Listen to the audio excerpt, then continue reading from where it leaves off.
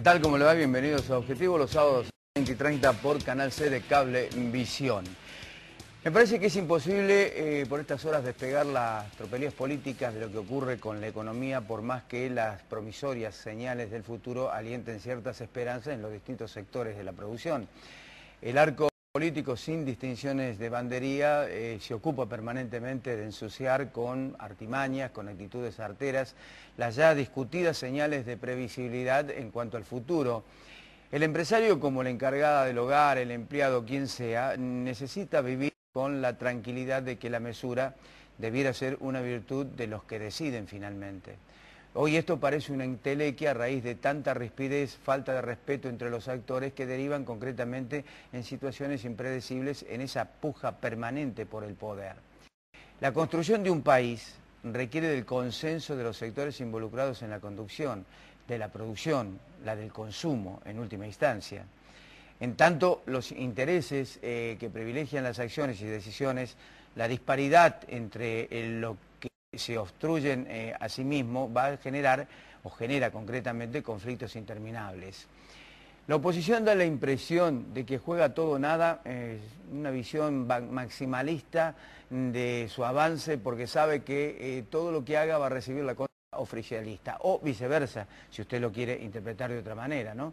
Visto en estos términos, esto alienta la posibilidad de que la determinación sobre el decreto de necesidad de urgencia que va a contrapelo de la Constitución Nacional será obviamente vetado por el Poder Ejecutivo como instancia final. Que el impuesto al cheque, desvirtuando el debate por violaciones legales y constitucionales varias, finalice con provincias perjudicadas como respuesta y como iniciativa del Gobierno Nacional. Iniciativa, póngale comillas. Las crisis políticas que han vivido el país durante todas las épocas tuvieron generalmente a la economía y sus procesos como detonante. Hoy se invierte ese contexto. Las batallas entre el oficialismo y la oposición, las mayorías, las han impulsado los dirigentes políticos, más afines a quizás una actitud mercenaria que la responsabilidad representativa. Apuestan o ponen precios a la cabeza del enemigo en una actitud, yo diría hasta de crueldad y mezquindad, de escaso sentido común si realmente lo tienen. Hay tanta variedad de estereotipos camaleónicos dentro de la oposición como del oficialismo, si rastreamos concretamente el pasado de todos ellos en la década del 90. Pero quienes han asumido la responsabilidad de ser la mayoría, creyendo que el 28 de junio sepultaba el mentado autoritarismo kirchnerista, me parece que son frágiles de convicciones. Están en el mismo ejército, son los mejores amigos, miembros de la misma familia que no vacilan en pasarse al otro bando olvidando esos lazos de amistad y de sangre que se habían prometido. Se ocupan en seccionar el cuello con la daga más filosa, que es precisamente la traición. Se estimulan empeñados en azuzar con la hostilidad legislativa o la prédica o la catilinaria discursiva sobredimensionada en un odioso peso intelectual. Pero sucede que detrás de ello, detrás de todos ellos, hay un país esperando que la prudencia, que la inteligencia privilegien las miserias que se desnudan a diario. Las lealtades no existen, están perforadas de indignidades y de indignos.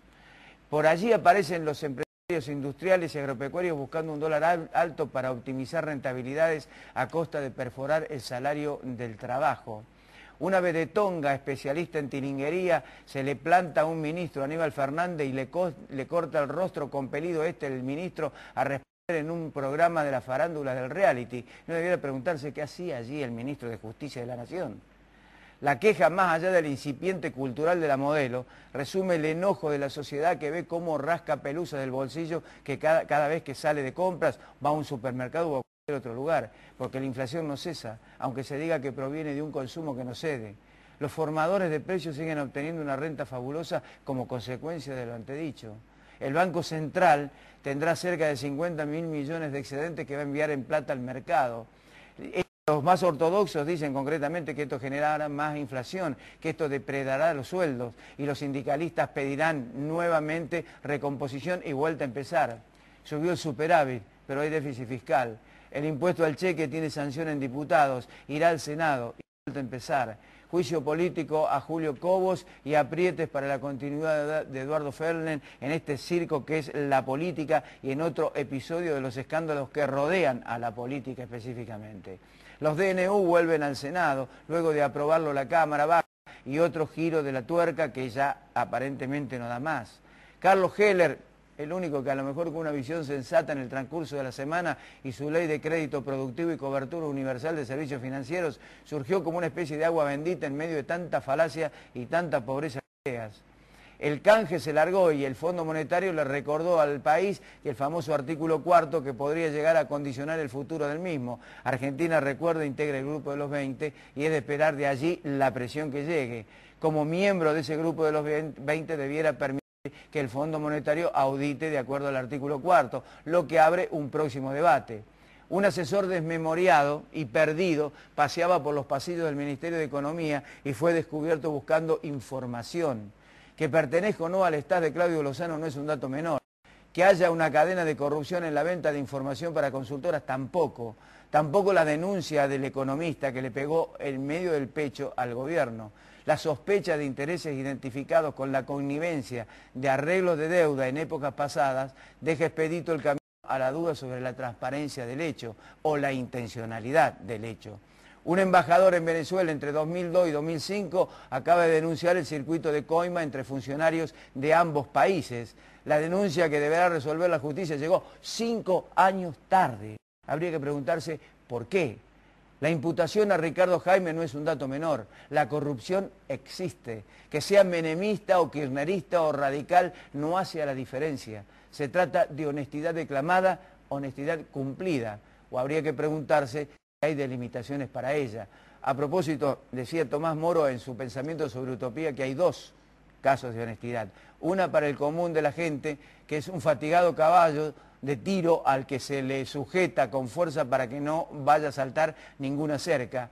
La otra, para los reyes, es un animal mucho más noble, que disfruta de una libertad mucho mayor y al que le está permitido hacer exactamente lo que se le da absolutamente la gana. Por estos días me parece que la puja de los argentinos parece o se parece a la piedra de Sísifo. Seguir empujando la misma hacia la cima para que vuelva por su propio peso al mismo lugar.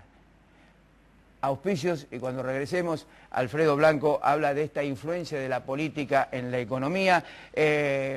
Néstor Sargiotto va a hablar concretamente de las relaciones argentinas con los distintos países a los cuales exportamos. Daniela Moreno, representante de prensa del SADOP, con revelaciones importantes con respecto a un estudio que ha realizado el gremio de docentes privados. Y Daniela Semirás va a hablar qué pasa con la economía en este país. Auspicio, cuando regresemos, Alfredo Blanco.